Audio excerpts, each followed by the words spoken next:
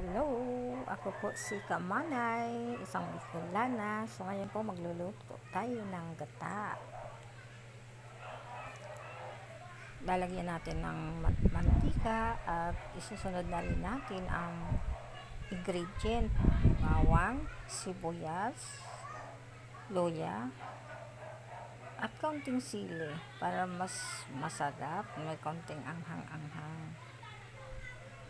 So, ang pangsahog natin po dito ay chicken.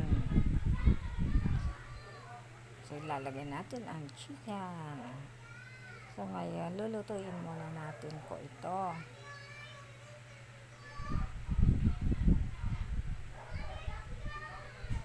Ayan, luto na. So, isusunod naman natin ang gata. Ang gata nito po ay ang pangalawang piga. So, papakuloyin muna natin uli para maluto yung sahog niya. Ayan, kumukulo na. So, isusunod na natin ang gulay. Ang ating gulay ay labong with saluyot. Ayan, lalagay natin mamaya po yung saluyot. Ayan, ang saluyot. Masarap. So, napakasarap po ang saluyot. So, haluin muna natin at tatakpan ulit. So, ngayon po ay luto na. So, ngayon ilalagay naman natin ang unang gata para mas magata siya. So, napakasarap. Simpleng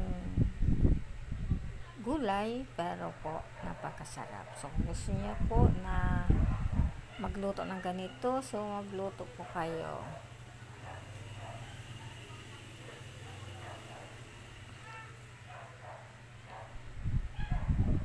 Ayan na, luto na. So titikman na natin at masarap talaga. Thank you for watching.